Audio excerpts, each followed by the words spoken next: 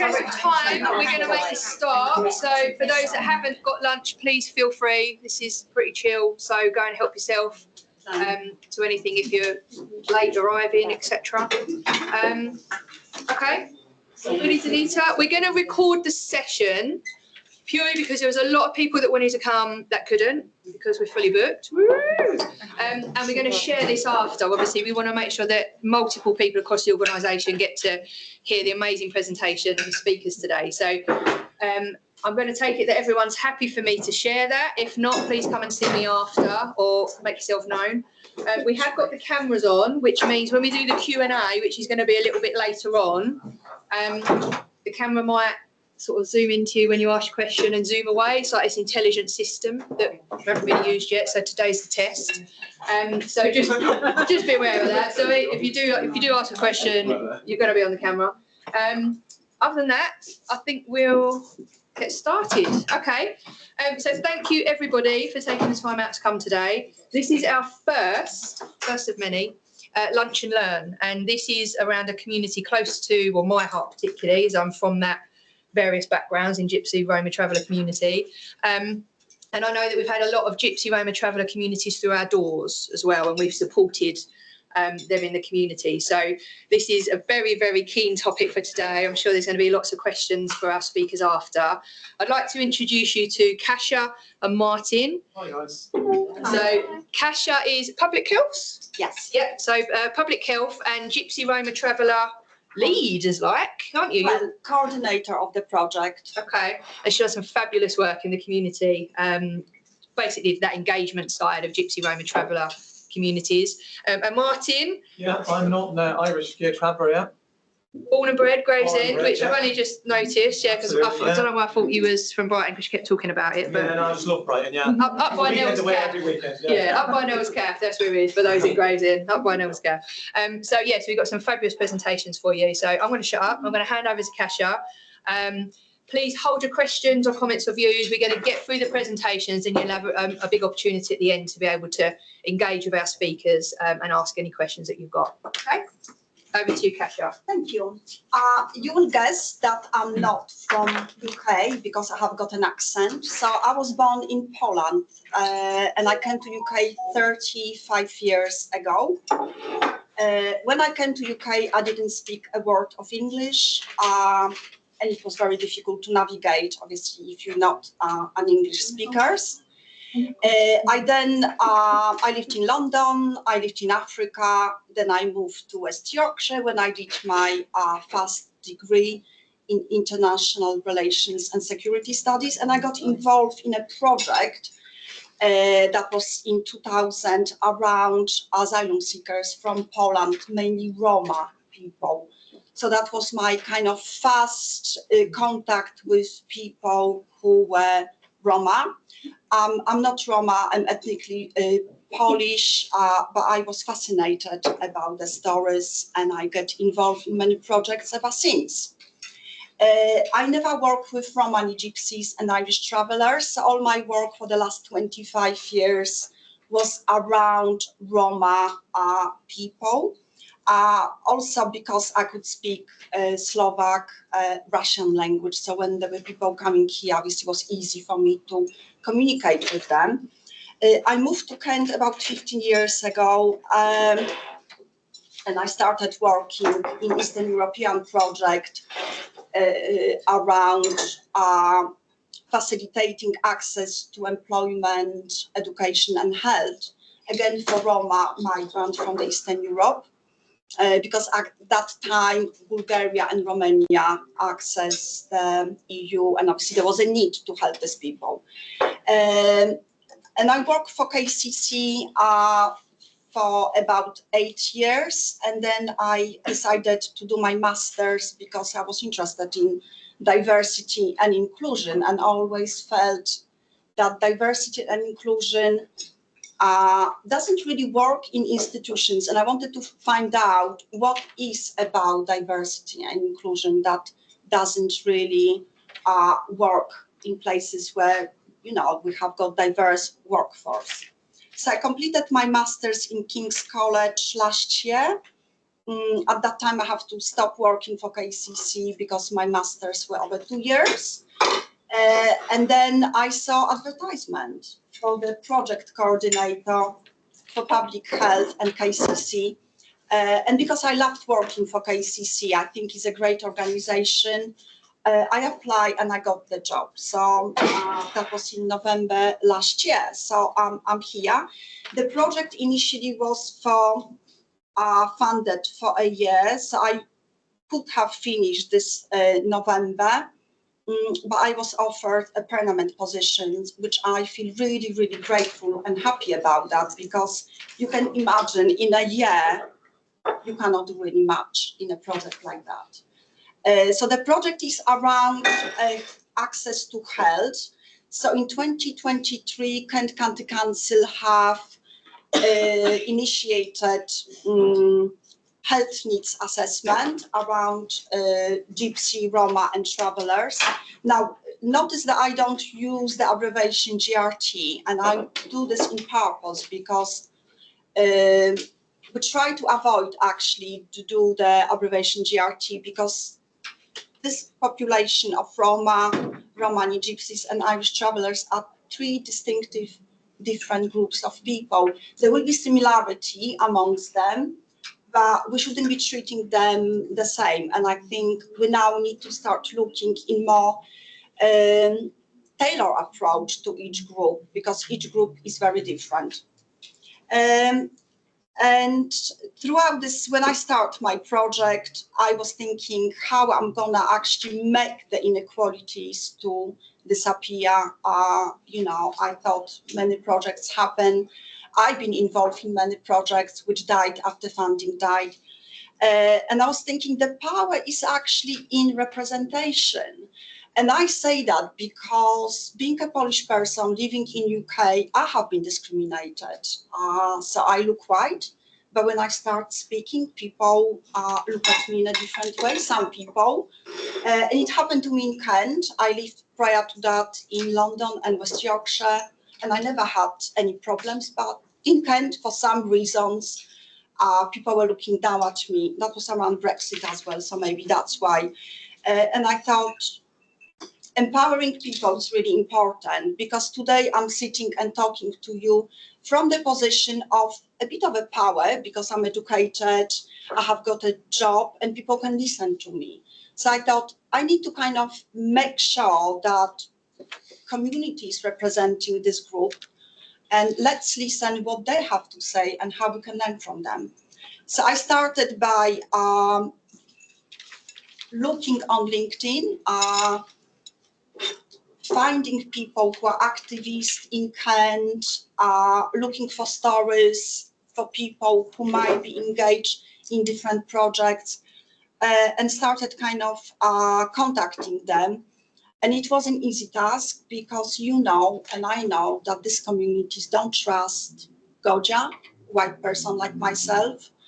But I actually was successful eventually getting one person on board, another person, and it was like domino effect. So I have got now 9 people on my advisory board from the community, from both Romani Gypsies and Irish travelers. And we do a lot of things together. So, for example, there was a project around perinatal health. There was a need for training around Romani Gypsies, Irish travelers and Roma, to educate staff at KCC how to approach these communities, because a lot of misunderstandings come from not understanding the community. So I invite the community, and they actually co-produce the training. And when I actually look at the training and see that the comments community made were embedded in the training, makes me very happy, because the training was co-produced with communities for people who work with community. So that kind of means a lot to communities, and means a lot to people who work with communities, because understanding their needs is the key to success. I will start with a presentation which was delivered by one of my advisory board member, lady called Genty Lee. So Genty was born in Kent to Romani Gypsy family. She was born in one of the sites, and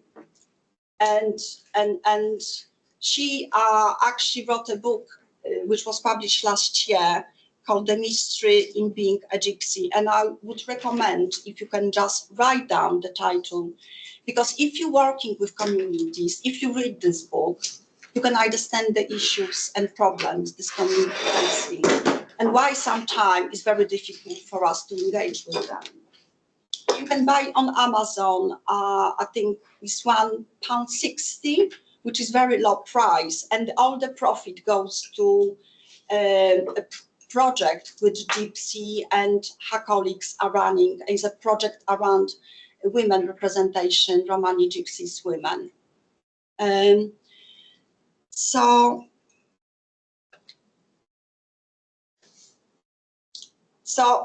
Genty actually was inspired by her father, who was a very, very kind of important figure in her life. She has got many experiences, but I think what makes Genty slightly different from other community members was that at one point in life, Genty mother discovered that being a gypsy, being a Romani gypsy at that time has got very negative effect on her children. Her mom experienced a lot of discrimination going to school. Genty and her siblings experienced a lot of discrimination. So the mom decided to leave the site, and I think they went to live in the house. And when they actually went to live in the house, which was massive shock for them because they used to be living in a caravan on the site, they started concealing the identity. And because they concealed the identity, they were able to finish the education, get better jobs. So she felt a little bit like she betrays her people, but that was needed at that time. So again, when she became more powerful, when she got more education, she then decided, I'm going to write a book about that. And she's an activist for her community. So the book is around, it's like a memory to her dad, who, like I say, was a very important figure in her life. She shares some of the stories of what was like to growing on site, but also stories about her family's experience with authority. And obviously education, which she thought if she wouldn't actually conceal her identity, she wouldn't get the education she needs. She talks about discrimination and persecution, and she's really sorry that, you know, in 2025, we're still having the same problem. And she would like to see a different approach to that.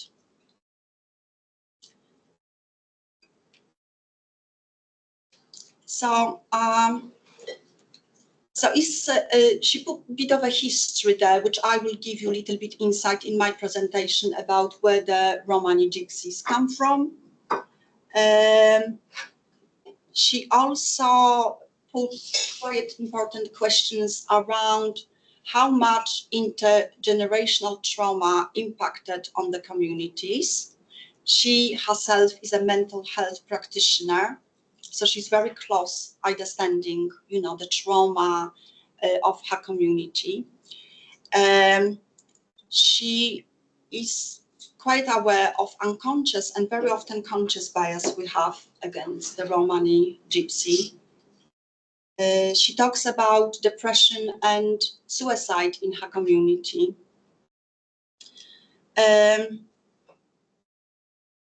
She is talking that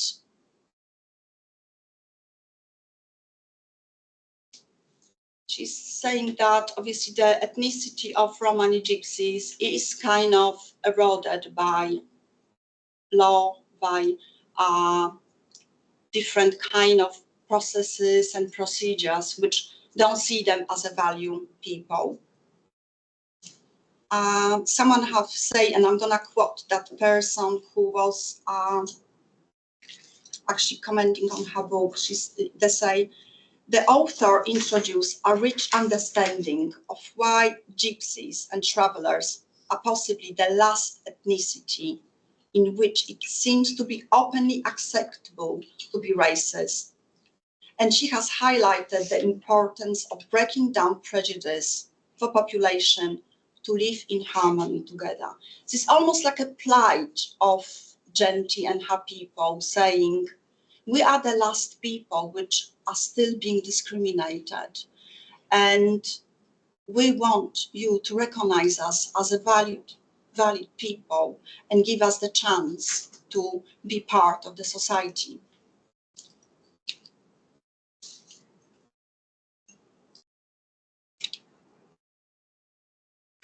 So this is a picture of a pit. Pit is a site, in other words, St. Mary Cray in Kent. So that was authorized stopping place for Romani gypsies. Because, as you know, Romani gypsies used to kind of travel, stopping at different places at different time, depends of the work which take them. So her granny Dinky lived on this gas pit during World War II.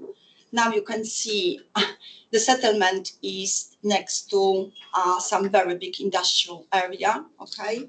And very often today, if you look at the site where Romani gypsies live and Irish travelers, the allocated site, they will be next to the motorways, or they will be on the sites which used to be used by the local authority for dumping sort of different things, you know, so like a dumping waste grounds. I was talking to someone this morning and they told me, you know, I always imagine that Romani gypsy lives on beautiful side, countryside, a lot of trees. Well, not really, you know. I don't know if any of you visited sites, but I can tell you that sites are not a very pleasant places to be. They're concrete. Very often there are sites where people have no access to a pathway, so they will be next to motorways or busy highways. They will be maybe hidden somewhere in the countryside with difficult access for people. There are no trees on the site apart from within the side beam site, which is quite nicely managed. Yeah. That's actually that site. Yes, correct. But you have got site here in Denton, and it's not a very pleasant site. There is a lack of spaces, so people cannot really, if they have families and they wanted to stay together, there is a very little space for that. Now, there are different reasons for that. I'm not gonna get into that reasons, but majority of Romani gypsies and Irish travelers lives in bricks and mortars. So I would say about 90% of people. So only 10% lives on site, and Kent has got 14 sites, 7 of which are managed by Kent County Council and the rest of them managed by various local authorities. So what Genty is saying in her book is that gypsies, Romani gypsies are being called nomads, but for a very long time they actually live in one place because of the lack of stopping places, lack of places where they can actually move around. So they made actually sedentary mostly. She talks about eviction as well, which is a common problem now. In 2022, the Courts and Police and Criminals Act came to place, which penalize people stopping. So if they have vehicles and they're traveling and they stop on the roadside or in the area, they are actually being criminalized for that. And there are hefty fines, prison sentence as well if they're not obliged, and also repossessions of the vehicles. So now you won't see so many travelers in the area because basically in 2022, the Act prevents them stopping. Now, Kent hasn't got many stopping places for Romani gypsies and Irish travelers. So obviously the nomadism is dying out. Now, why people travel, also Genty talk in her book, mainly for work purposes. So obviously Kent, agriculture, people come here because of fruit pickings, hop pickings in the past. And also many Romanis gypsies and Irish travelers are, you know, builders. So they do contract works, building roads, getting involved in scrap metals and things like that. So now obviously there is a less and less of that. Obviously she talks about fact that national sites shortage leads to suicide, and it's true.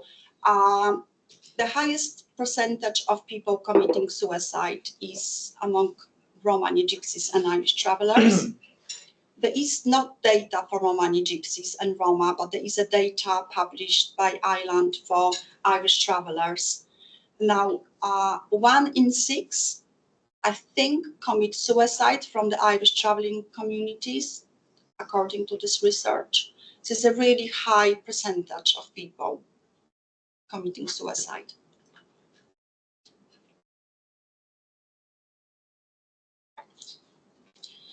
Gypsy talks about important things that we often forget, that Romani gypsies and Irish travelers, she talks about Romani gypsies, but I put Irish travelers as well, have got quite good heritage. So there are many people among them who are very talented. Obviously, music is one thing which helps the Romani gypsies survive throughout the century. So they are very gifted musicians and dancers. She talks about her great uncle Harry Lee, who was born in Kent in 1909, and he was very talented musician. He plays fiddle here. So what Genty is trying to portray in her book, that they are not just recent arrivals. They have been here for a very long time, and they are contributed to the society in various ways. She said that between the seasonal work, gypsy men would be employed on the building site. So in the summer there will be fruit picking, hop picking. Then they will be working on the building sites. And she said that many actually estates around the country and in Kent have been built by people of Romani gypsies heritage, the builders. But despite that, there are not site provisions for gypsies in many areas, including Kent.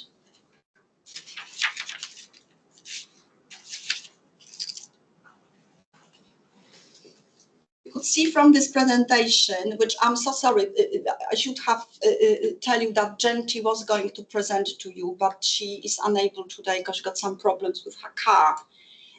So I only read this presentation this morning when I found out. So bear with me, but obviously, you know, if she will be here, she will tell you more inside stories, some kind of skipping around, skipping through. You could see that from this presentation, there are a lot of family pictures. And one thing which possibly shouts to you, that Romani gypsies are very much family orientated people. So they are very kind of protected of the parents, grandparents, siblings. They have very, very large extended family.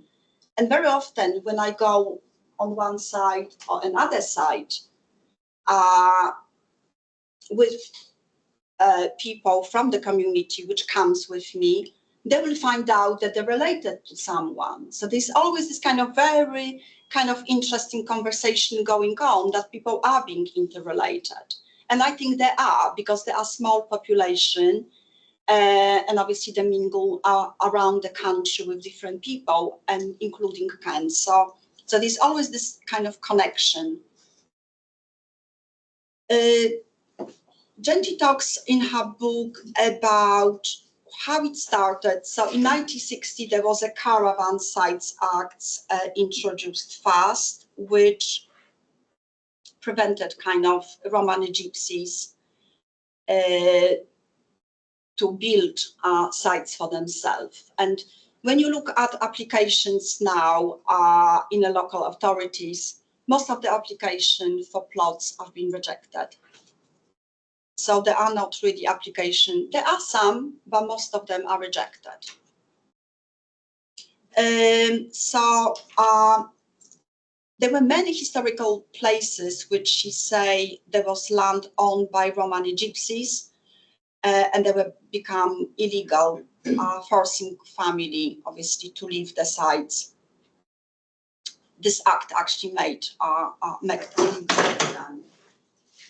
So they cannot stop on the common land or farmland for work any longer. She talks about the section 24 of this act, which gave power to local authorities to provide sites, compensations, because when people were owning this land or they were on this land, then obviously each council have responsibility to compensate them. There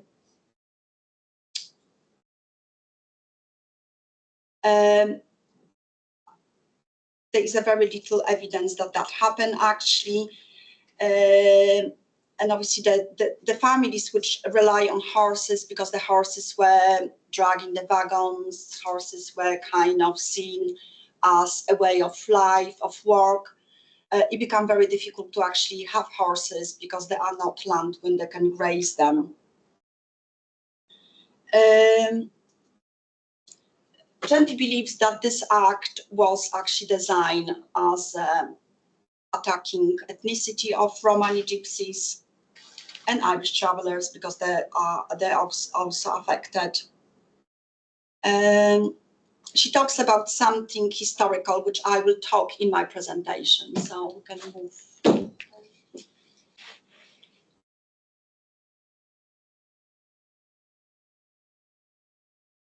Genty was very much influenced by her grandfather, Nelson, and this is a photo of Nelson holding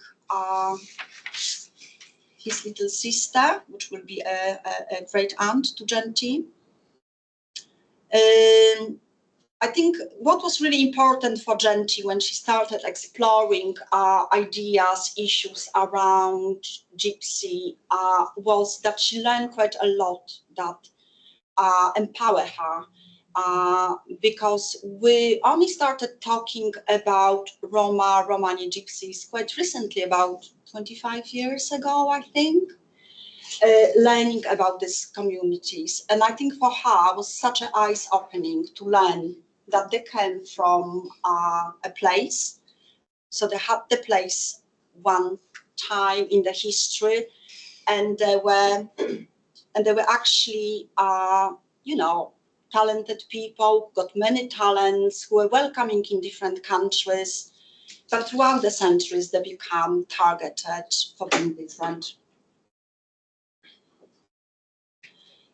She also put an important thing there, that she discovered that Romani gypsies and Irish travelers are the only ethnicity which never invaded, never actually tried to grab the land, kind of they could feel is there. So I think it's important to hear that they are peaceful people. They're not a people coming and trying to grab the land. They just wanted to live peacefully, coexist.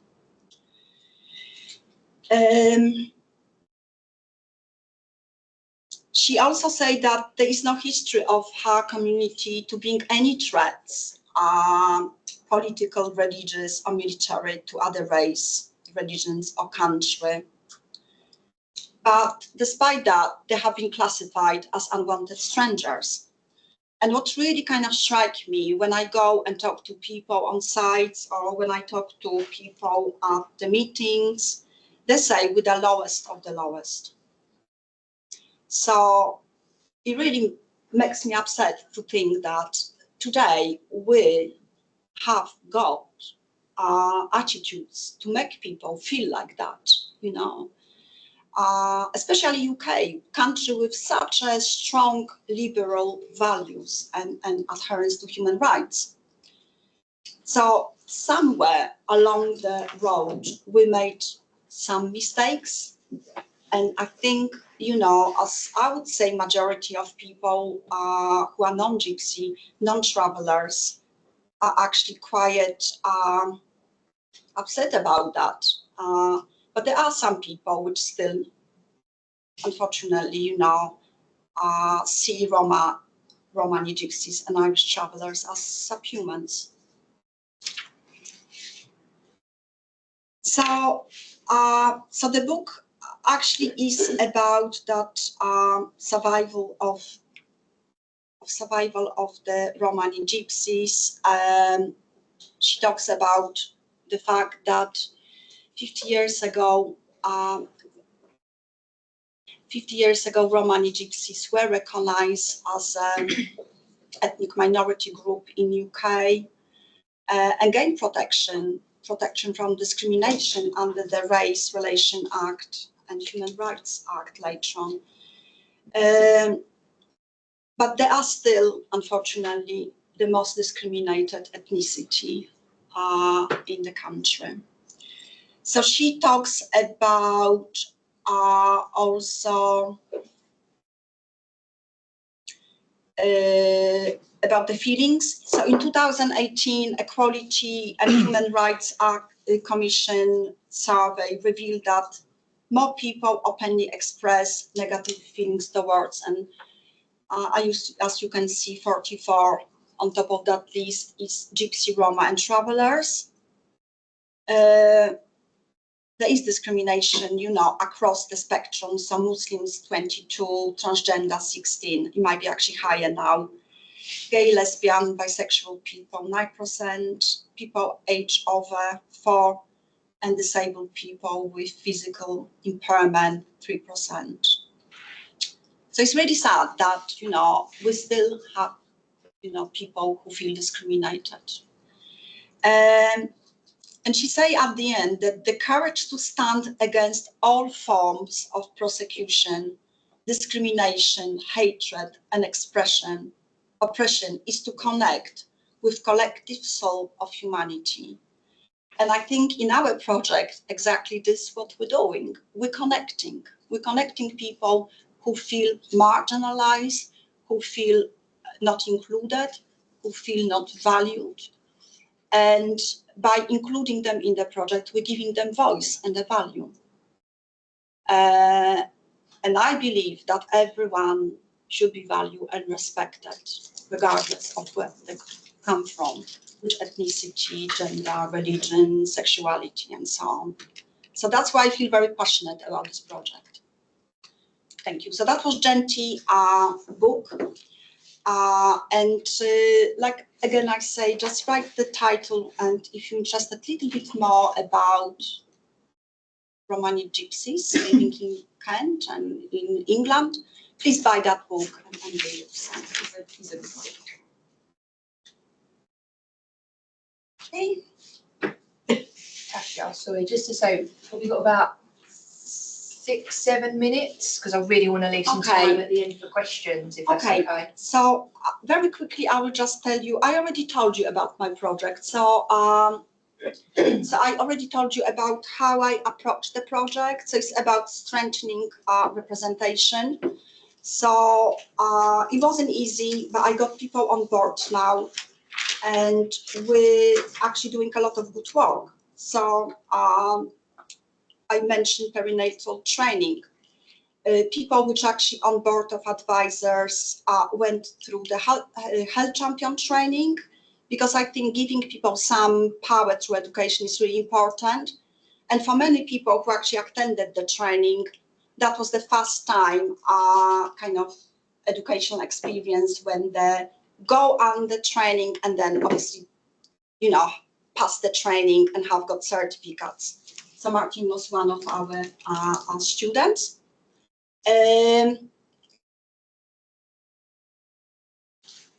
having representation is important for me because I can go on sites and I can actually talk to people on the sites because I have got members of communities which understand the sites.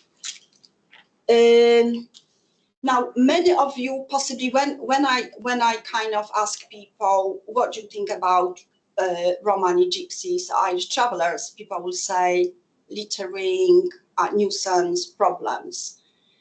And I think, sadly, is how the media portrayed these people. Because when there is obviously something happening, media will take always, the wrong kind of side of the stories. Many of the sites have been littered, not by Romani gypsies who lives on the site or Irish travelers, by people who are actually dumping illegal stuff.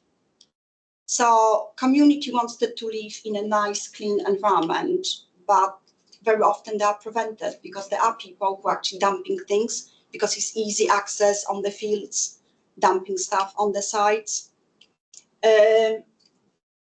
Education is another thing which I think is important for these communities because historically, through this discrimination, children haven't been sent to school. But I think it's so important to talk to communities that education is a key because you cannot really survive in today's world. And people don't lose the culture by educating themselves. In fact, they can actually get something better from the culture. As a project officer for trying to diminish inequalities, I go to people like yourself and talk about Romani gypsies, Irish travelers, and Roma. Because I think if you hear the stories of people and you could see that among these communities are writers, among these communities are actors, among these communities are really kind of sport people, people who I really value, we might start thinking slightly differently, we might start moving above our conscious or unconscious bias. So I think the best thing is to be open and not to discriminate because you don't know what this person's story is. You only judge them by what you hear in the media or what you have been taught or the culture you grew up with. Be open. When I came to UK, people used to ask me if we drink vodka for breakfast in Poland or if we have polar bears. Now, Poland is a country which suffered greatly during the communism, during the Second War in communism. Today is the country which has the highest economy behind Japan and I think the other countries, a country which really doing so well. So don't judge things by the cover, just kind of learn, educate yourself. Don't just live in that frame of mind you have been taught. And I think if you move beyond that, your work will become easy because if you see that Romani, Gypsy, Irish travelers or Roma coming through your door, you will have this understanding that these people are not really different. They have maybe different culture, but not really different than ourselves. So this is what I will I know that working for a place like that, you are very compassionate people and you have got a lot of understanding. But somehow we forget, in a moment of maybe getting upset or moment of stress. So just remember. So I think this is what I wanted to talk to you about. Okay. We give Kasha a round of applause. That was really insightful, and we spoke anyway about, I suppose, Eleanor having more of a voice in some of the groups that you're running as well, particularly for the local sites. I don't know if anyone here has looked after anyone. We were saying, yeah? Okay. So, yeah, so it'd be good maybe to, in terms of I suppose, a foot in and to support the care that's obviously being delivered, both on the ward and in the community. And also my question back to you, I suppose, was going to be if we ever need to call on the group to be a bit of an advocate between maybe some of the families that we might look after, to maybe help with some of the conversations, which are obviously quite difficult. Would you be open to that as well? Yes, so we have got 9 health champions from community who have the best understanding. So Martin is Irish Travelers. But we also have Romani Gypsies champions on the side. We don't have a Roma at the moment, but we're working on it. And yes, absolutely. I think the role of champions is educate and be that connector between communities. So yes. Okay, that's good to hear. Perfect. I'd like to open the floor to questions. I'd like to ask the first one. Directed over to Martin, really, and I suppose this is an open conversation. Feel free to jump in. Yeah. In terms of Irish travellers, obviously your own heritage, Yes. what do we need to expect from when someone is poorly and approaching the end of their life? Yeah. Are there any things that happen that we might not expect or we need to be quite aware of? Like, what's the process for someone? So generally, you know, if somebody within our community becomes unwell, as we all know, we sort of all put, you know, hand shovels down and we all sort of come together, you know what I mean, and support sort of one another. And, you know, sort of big crowds would be one, you know what I mean? There's always big sort of lots of people that comes to sort of see somebody that is sort of, you know, on their last leg or ready to pass away. So I think that's a sort of major key when it comes to it. And obviously, generally, if it's a woman, they would ask, you know, generally for a woman nurse to look after that woman, and it would be the absolute complete opposite. If it was a male, and there would be a male, they would ask to look after that male. Okay. Yeah, that would be simply, I think, about it. And obviously, we'd all be so grateful and thankful for your help when it comes to GRT, you know. Of course, okay. And from a community team perspective and obviously ward perspective, is that something that you've witnessed, that those sort of asks, and is that a challenge? I think you all like singing as well, even though most of them's not very good at singing. Okay, so a bit of singing. We'll things happily up. have a sing. I found a situation challenging with the amount of visitors. Yeah. Because obviously it was at night time and I had the ward has to be locked up. Mhm. And it was quite challenging because there was people out in the garden. I wasn't too sure how many people was in the garden, and obviously with fire and everything. But then the second night I came back in, I was more. At first, I think I was a little bit overwhelmed the first night, and then the second night I was quite firm, and you know they respected and when I explained to them why we couldn't have this amount of people in, you know, they respected what I said and some, but yeah, at times because obviously it's. I've seen it all the time, you know, and I grew up with travellers. My son was the only gorger in school at Deverny, so I understand why why they do it. But sometimes, as a nurse, it was very, very challenging for me that night because I didn't feel like that I was being listened to.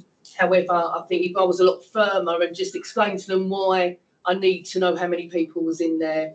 But yeah, so it's about communication as well, isn't it? Yeah, absolutely. This is why I've always took a big challenge on. I think it's very important to have GRT amongst yourselves, nurses, police, fire, ambulances. I just felt like because, you know, we're not a team without, when we're missing one, we're all a team when we're sort of together. You know what I mean? And yeah, that's what I'm sort of arguing and challenging and taking on now at the moment. You know what I mean? I feel like it's very important. I think you're right. Communication is key because obviously you've got a job to do and you want to do it in a safe way and a safe environment. And I think often it's about how you communicate what you need as well as they communicate what they need. And we find a balance, don't we? Yeah. And I think obviously probably in that community because they're used to people not respecting them, you know, so that there was always like a kind of a bit of a barrier out. But at the end result, you know, it ended up being a really nice time, you know, and they, you know, it was good. So we ended up with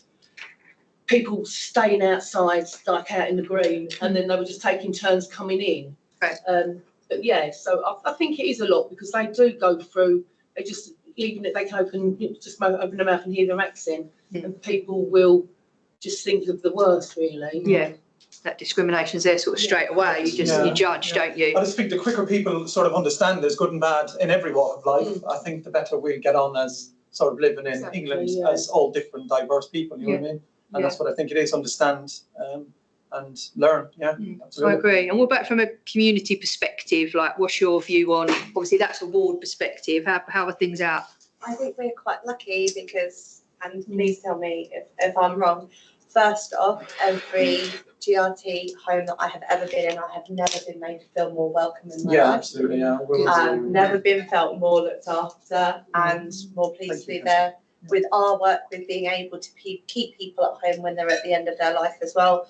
I think that gives communities who do want a lot of people at the bedside the right and ability to be there. So I think that's really nice for us to be able to kind of facilitate that for your community as a whole and through. I think for us, we'd probably like to know what we could do better and what we could do more of. You know what, girls?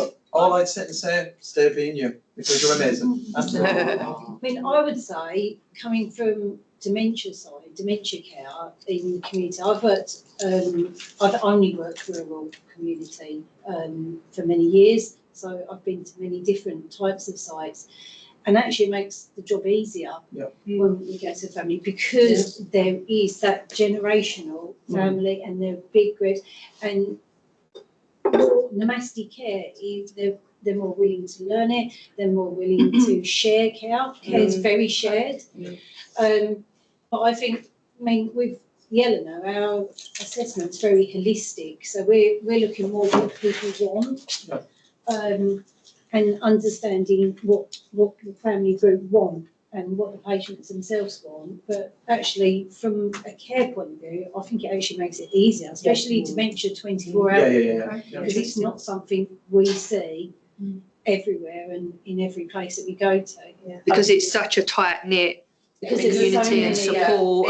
It's never going to be the patient where we're sitting there and we're worried or we're terrified because we've got an elderly person who's alone overnight and we're trying to scramble for funding for care, for night sits and those sorts of things. That's never anything that we have to worry about, because we know how well people are looked after by their families. Okay, that's really good to hear. So I'm just going to go to Carla, then I'll come to you, Jo. A couple of questions really. I provide psychological support. Two things: how open are conversations about death, and how open are conversations to support mental health from people outside of the community? Yeah, so basically the mental health, I'd say, within the community is a big factor.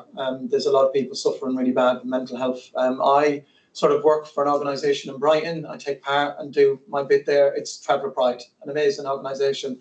And if we get the survey every year on the death of the GRT community, and it's scary. It's very scary. Quite recently, it was played on the Irish goggle box. A 12-year-old child goes to school and gets made to feel like he's an alien and he's different, and getting told to go back in his caravan, shit in a bush and things like that. That child came home and faced his mother for the last ever conversation. And she said, "What do you want for dinner, Patrick?" And he said, "I want chips and red sauce." And within 4 minutes after that conversation, that child went upstairs and committed suicide. And that's what we're up against. And I'll be honest with you, I have a little sister myself who's 13, that's not long been kicked out of school because she was getting racially attacked. She was getting jumped by a gang. But the minute my little sister stood her ground and raised her hand back, my little sister's permanently excluded. You know what I mean? So to me, it's just an excuse. You know what I mean? They don't want GRT in schools. And look, I wouldn't say it with you all. I've had an amazing experience living in England. Don't get me wrong, we had the odd little few that, had sort of something to say. But I felt like in England, if we'd done our bit and played our part and moved on to a local car park, moved on to a local field, we kept it clean, the locals sort of said, there's nothing to moan about. You know what I mean? But if you moved on that field and you left a bag of rubbish, a gas bottle, well, then you were open to be criticised. You know what I mean? So life was, certainly for gypsies and travellers, were very, very, very different. And maybe within my community, we were sort of brought up to be very outgoing. Mommy said we could be friends with whoever we wanted to be. They don't have to be gypsies and travellers. You be who you want to be. And that was just us. So we were brought up very different to a lot of different travellers. You know what I mean? Mommy wanted us to be doctors, nurses, policemen, ambulance drivers. She said, if I ever take sick, I want you to come and get me as quick as you can. You know what I mean? That's the sort of parents we were brought up with. But it is a community that is suffering really bad with rejection. There is a lot of women in the community, which I'm aware of, I'm working on, that are addicted to described drugs, which would be cocodamals, for instance. Travelling women are very, very surrounded around them at the moment. And I have had a lot of conversations, because I'll be truthful with you, my mother is one of them. And she said it's to numb out the sore part of life. Because mommy was such a lovely going out woman, and you know, she would never reject anybody or ever hate on anybody. If anyone was struggling and mommy had it, well, she'd give it to you. But mommy never understood the factor of why we didn't get that in return. So if we give you all our respect, look, respect's supposed to work two ways, not one. It's not hard to respect people. That's what my father brought me up. Respect, manners, it costs nothing. You know what I mean? So in our life of living in England, don't get me wrong, like I said, we got the odd racism, but I think the English people, most of you are absolutely, truly amazing, absolutely. Because look, I was disowned when I was a child from my community because they didn't sort of understand when I came out with my sister's bridesmaid dress on at 14 and told her everyone I was gay. You know what I mean? I just felt like, well, I have to go out and give them a dance and maybe they'll understand I'm very different to the rest. I'm not here to be bearing up with fist fight, I'm here to do the Irish tap dance. And they sort of realised, you know, I sort of left home for a short time and, you know, sort of went through a bit of a challenge, but not shortly long after I returned to the community. So I seen there's good there, you know what I mean? And with the outer communities, it was just do the right thing. Keep everything where it should be, you know, live like us and we'll have no problem. But it's sad to know a lot of people do pump hate and racism into their children and sort of say hate on these communities, because I've seen it front hand with my little sister. And I'm talking children at the age of 6 or 7 going, you pikey, you pikey, you pikey. So I sit there and sort of, you know, don't, you know, judge anyone, just sort of think, you know what, there's serious schooling we need to do here to sort of school parents as well as children to say, it's not okay to tell your child to be racist to anybody. You know what I mean? We're all different for a reason and it takes us all to make the world go round. You know what I mean? And that's all I'd like to say. Just quickly saying, also, you will agree with me that people can talk about mental health in communities, but Yes. very, very rare wanted to have a help from What it outside. is, they don't like, accept So it. that's the the barriers real- we are up against, that they will talk about the mental health, they will go and say they have depression, Correct. but they will reject help from outside. So I think we need to kind of work on that. Yes, yeah. I think the best thing is to train people from communities, because that's the way Yeah, it absolutely. would help us to actually help the communities. Yeah, I agree. Joe, I'll bring you in here. Yeah, thank you so much for sharing. It's been amazing and really valuable. I would keep going and going and going. I'm like a radio that never stops, but I have to, we're on a time. We're going to get him back for an hour, guys. And people know by now, but I like to ask also questions. I'll try and be very short. There's two. So hearing about kind of like, so some of our services like night sitting might not be as needed. Yep. But where can we offer support and kind of, and where might that be lacking at the moment? Like, kind of, would it be wrapping around, like our arms around like kind of multi-generations at one time? One question. And then I don't know what the other question is exactly, but fundraising. So you've got quite a lot of colleagues in here from fundraising. Yep. And I guess like kind of like maybe just knowing maybe a bit more about like kind of the donations come at funeral, like kind of funerals. I don't like kind of just like funerals within our community generally people don't struggle with, because funerals sort of work. It's not just one person that would pay for that funeral, it would be the whole family that would basically dish in. Oh, sorry, it was more like around collections and kind of, I don't know, and kind of like, or even, yeah, it would be that side of things. Like, are there collections and like how would we? So if we support a family, Yeah. which we have, say with a family, whether you're in the community or in the ward and someone dies with us, Yeah. A lot of families that we look after tend to do collections at the funeral, whether it's flowers or to donate to a good cause. All right. And a lot of our families donate back to us, almost to say, thank you for your support. Yeah. Here's a sort of, I suppose, a financial donation Yeah. after we've looked after that person. Is that quite a taboo topic within Gypsy Roma traveller communities, i.e. post-death? Possibly, yeah, I would say, Okay. yeah, it is, yeah. Because we need to know that so Yeah, that we yeah. don't push something that's going to make someone Yeah. feel uncomfortable, because it's not a taboo topic for some other families. Correct. So it's just about, I suppose, I think your question is around the learning, around what can we do or should we be doing anything to maybe broach that subject with someone Yeah. after we've cared for someone who's died. Generally, like what we do with hospitals, especially because generally, you know, that's where most travellers pass away. But remember, guys, gypsies and travellers are very, very, very different. Yes, Everything Genty. we do and they do is completely different, even though a lot of people just think because we have a caravan or a wagon and we roam the roads, they're the exact same. No, we're not. Absolutely not. So in our communities, generally, we would donate back to the hospital. within our community, if we're looking after our people. Irish travellers. Yeah, and generally we go in, and a lot of it is rejected, where a lot of the family members would say to the nurses, is there anything we can get for you? Can we pay for a holiday? Can we say thank you in whatever way? And generally, because of, the way it is, they would say, look, we're not allowed to, or whatever. They would then donate to food banks and donate to hospitals, ties for ill children, X, Y, and Z. And I'll be honest with you, I had an experience in 2020. I collapsed. And I found out I had a blockage between the bladder and kidney on the left side, and I lost my left kidney. And I've got to be honest with you, maybe it was because Uncle Paddy was there and Shane, I don't know. But the care I got as an Irish traveller was truly spectacular, and it was amazing. And I promise you, I never got judged in any way as an Irish traveller. The nurses was amazing, I promise you. And only for them, I don't even think I could have went for the surgery. I was so scared and so terrified. But they worked around that and done what needed to be done, and done it. So. Martin mentioned Uncle Paddy. I don't know if any of you watch Big Fat Gypsy Wedding. So Uncle Paddy was behind that. He's an Irish traveller, and he actually won Big Brother. So he's a very prominent celebrity. Martin's maternal uncle. Uncle, yeah. Yes. And obviously my cousin Shane won X Factor in 2005. Shane won. That's my ego. I can't think, so yeah. Give it a go.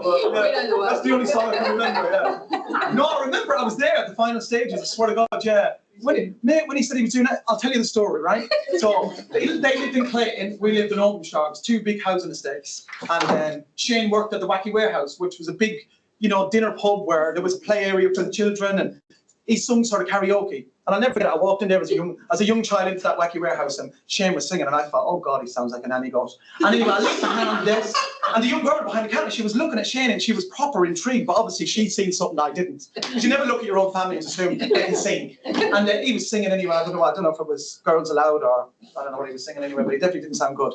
And anyway, a few weeks goes by, and blah, blah, blah, blah, blah. Sort of back then, there was difference with families, and we sort of, kept apart, even though we lived across the road from each other. And I went over there a few weeks after, and the girl from the Wacky Warehouse was sitting there. But back then, it was an application you fill out and sent off. So anyway, she was filling it out. I said, Shane, you're going to be the shame of this community. I said, if you don't do it. But he done it, and he went on. And I'll be honest with you, as an Irish traveller, I thought, wow. But he did hide the fact he was a traveller. And obviously, I won't tell a lie, my mother and father had a domestic the night he won, because Mommy was voting for Andy and Daddy was voting for Shane. Andy was better than the big man. So, yeah, went on, and we got to the finals, and when they said Shane, I was like, that judge is blind, is he joking? Where is he, you know what I mean? But no, it was nice to see, a traveller sort of win X Factor, yeah, you know what I mean? But, yeah. Small world. Absolutely, yeah. Yeah, exactly. Andy, good question. One of the challenges that we have at a hospice is people coming out of the communities into the building. They think that it's something that it isn't. I'm sure when you walk through the doors, you go, okay, this is a lot nicer than maybe I expected. Absolutely. We're doing some work where we're trying to bring community champions in from different kind of diverse groups to meet our patients or do things with their patients. And you've mentioned that Romany Gypsies music is a huge part. Music is a huge part of what we do here at Ellenor. We have a musical group. You happen to have just mentioned Shane Ward. It would be lovely if you brought him in as well. But he can't sing anymore because he yaps now. He lost the voice. He ended up in Coronation Street, didn't he? So that told you everything. How did a singer go from being an actor overnight? I'm honest, mate, sorry. Is it possible to get community champions to come in and participate in groups like that periodically throughout the year? Because I don't want this to kind of be a one-off thing. Yeah. I want to do it throughout the year, and whether we make connections and say, hey, come and perform, show us your cultural music, or show us what your culture means. If it's food, come and do absolutely. food. With a few pints of Guinness and a bit of Irish music, there's nothing wrong with that. I'm up for it. Honestly, yeah. Sort me out a taxi and I'm here. Yes, no, I'm sure. And I think maybe something, because we're thinking of culture and mental health. So, it's so important for Irish travellers and Romani Gypsies to kind of be in touch with the culture. And we're thinking of doing a project which could aim at improving mental health. So I think we could think about something like that.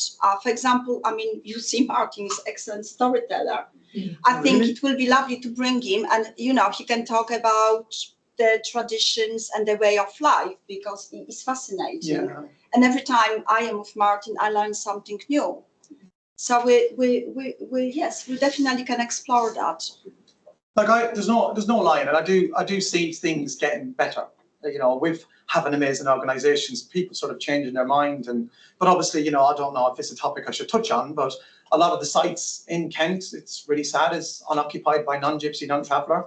The crime rate from them sites we're sort of tarnished with. So I've worked with the serious crimes unit, the police, for over 10 years on GRT. You know what I mean? And yeah, I was shocked to sort of find out what was sort of happening in some of these sites, and to sort of see the brush we were getting painted with as Irish travellers, and animals getting neglected. And I said, you know, the local people have to wake up, because we would never neglect a horse. Yeah. Because like we said, Kasha touched on earlier on, a horse to us was everything in our life, because we couldn't move our homes without that horse. So to see these things take place now, that's why I guess I've took a step into authority to sort of say, look, we want change, and we're not about looking at it. I'm a person here, I want to enforce it. You know, if there's law getting broken and there's things happening that shouldn't be, well then I'm here to fix it. Absolutely, yeah. I'm not here to, you know, to sort of make friends on these sites. I'm there to do my job. And it's not a job for just GRT, it's a job for our local communities too, what maybe might live outside these sites that are affected by these sites with noise. It could be anything, motorbikes, animals, you know, I don't know, you know, but yeah, absolutely. Yeah. Very true. One last question, then we're going to wrap up. It's just about how, like, getting information out, like, kind of about our services and the wraparound support, like, kind of that we provide. Yeah. Are you talking about like on sites in Kent, or? Yeah, I guess like from what we do here to going out to sites, and also what we might do remotely, like kind of carers covers and. Yeah. And so it'd always be interesting to visit sites and give out leaflets. Okay. You know what I mean? And obviously ask before you give out leaflets, like, you know, make them aware, can they read and write? Because a lot of obviously gypsies and travellers never, you know, they missed out a lot of schooling, so a lot of them, you know, can't read and write. So, or obviously visit sites yourself and, you know, feed this message to them. You know what I mean? I promise you they don't bite. Honestly, you'll be fine. You know what I mean? And if you need support from us, you can always reach out and contact us, and we could introduce you to the communities. On the 16th of September, we're having a health event at Denton site, which is the closest to you. Yeah, which is in Gravesend. Yeah. On the 16th of September. So if anyone to come with us, You're more than welcome. You're most welcome. Yes, we will have an NHS health bus as well on the site. But obviously, you know, whoever wants to come, it's a small site. It's a very small site, but you know, if you want to just pop in and just bring your stuff and talk to people. And give out some leaflets, like you said, and yeah, we can help you with so, that. if you can we'll link with you. Yes, obviously I need to risk assessment. If anyone's interested in coming, sort of showing our face down to the Denton site, yeah, with your support, would be fantastic. Absolutely. Yeah. Okay. I'm conscious of time, so I'm gonna, let's have a round of applause for us.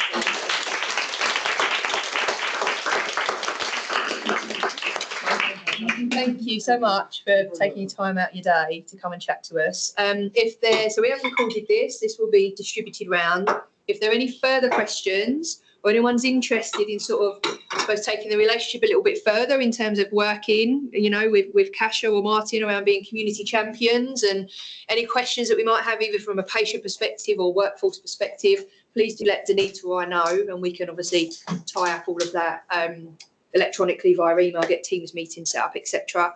But thank you. It's been a real pleasure. Thank you everyone for coming along. Apologies for the delays with lunch. There's still a bit left, so help yourself if you want any. And we'll see you at the next one, which is 10th of September. Pencil that in. We haven't sent an invite yet. LGBTQ+ community. So we got someone from the trans community. I want to get Martin back. I'm not there. Yeah, exactly. I don't have the windy giving you. So yeah, pencil that into your diaries. Yeah, but thank you so much, and we'll see you in the next one. Thanks, guys. Thank you. Thank you.